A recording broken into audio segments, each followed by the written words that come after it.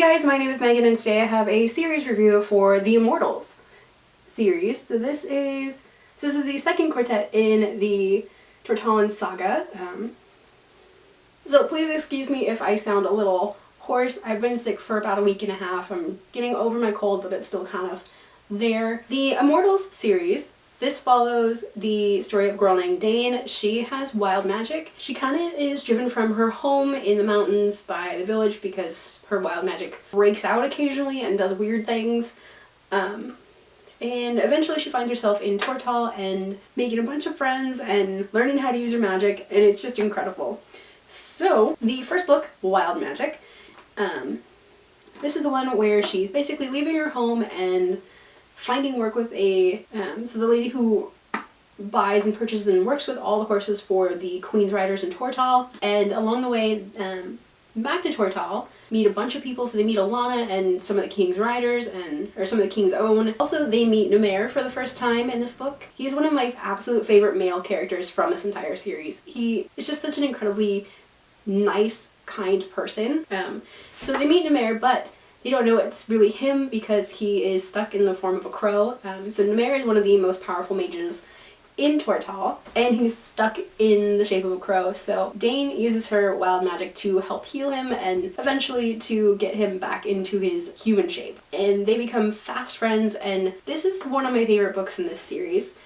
Just because we get to meet so many people and we get to meet so many old favorite characters. So Alana and George make appearances, and Jonathan and Thayet and Burry, and so many old characters, but also so many new, incredibly funny characters. So like I said, Dane has wild magic, so that means that she can talk to animals. Eventually she will be able to transform into animals, but for now she is able to talk to animals, and you get this incredible dialogue between Dane and her horse Cloud. Cloud is such a funny, like, sarcastic character, and it's really funny to see how they interact. And a lot of the other animal characters that we see throughout this series are very interesting, because being in contact with Dane changes them so that they gain more human characteristics. They talk, but they don't necessarily talk to humans. They talk to Dane, and Dane can tell other people what they're saying.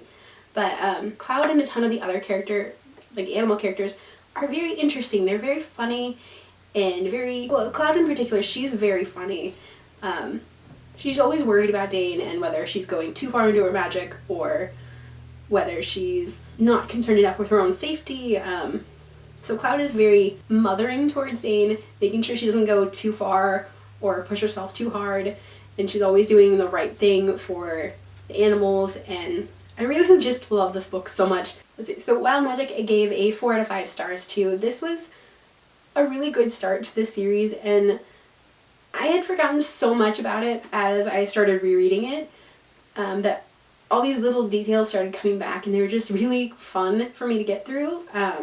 So book 2 in the series, Wolf Speaker. So this one we delve a lot more into Dane's past and how she was basically run out of her own village. Her mother and her grandfather were killed, and a lot of their farm animals were slaughtered. So Dane kind of sought shelter with a wolf pack, and they took her in because she has this wild magic and basically helped her track down the bandits who killed her family. So that's kind of how this one starts. So you delve a lot into that background, and so the wolves that she lived with for a while she was kind of really far gone in her wild magic, they ask for her help because they live in this valley that's being polluted and clear cut, and all sorts of really bad things are happening in this valley where they live. This one's very interesting. We delve a lot more into the immortals that have started crossing over from the realm of the gods.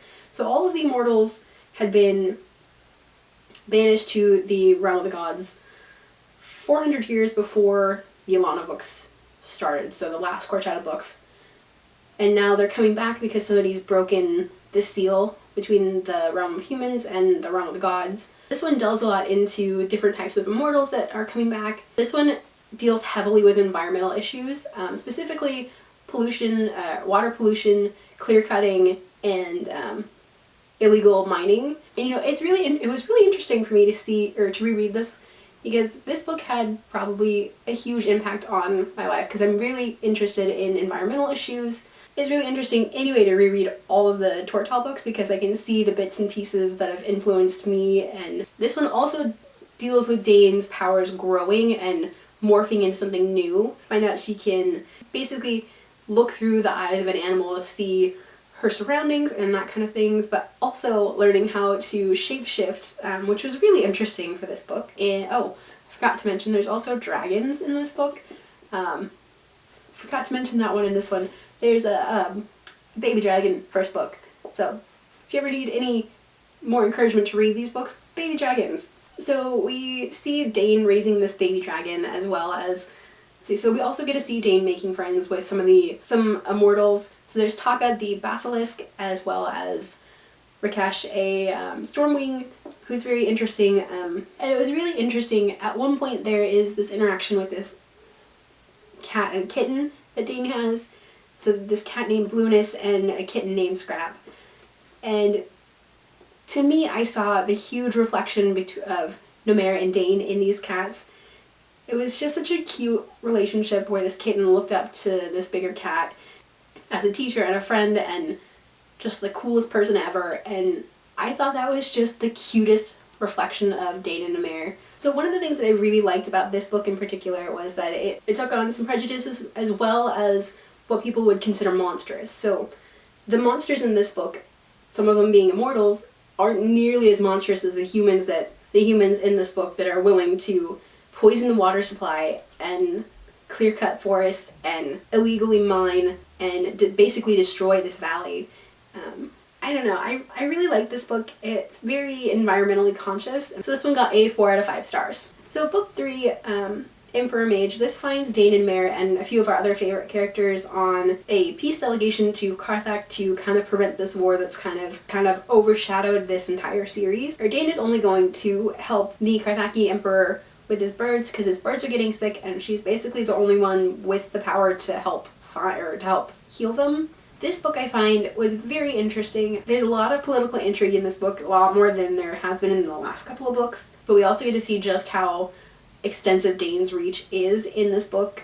So in this book, Dane is basically picked on by the local goddess and given all these weird powers to bring bones back to life, because there's a lot of like fossils and like dinosaur fossils and that kind of thing within the Empire of Carthag. When push comes to shove in this book, and it does eventually towards the end, Dane is kidnapped and she basically loses her shit and starts bringing all of these dinosaur skeletons back to life and basically she destroys the palace with an army of skeletons basically, which is really, really cool. And I loved this book because this book was just so different from the other books in the series. This one is a lot more politically charged as well as action charged, and Dane's powers have grown so much and she's learned so much, and there's a shift in Dane and Nomair's relationship, just a smidge, and I like where it goes. It goes from being more of a student and teacher relationship to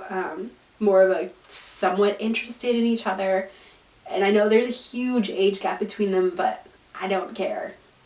And their relationship is really sweet and funny at points, as well as they've got this kind of like, they like each other and they're interested in each other, but they're not going to do anything about it because of the age difference that they have.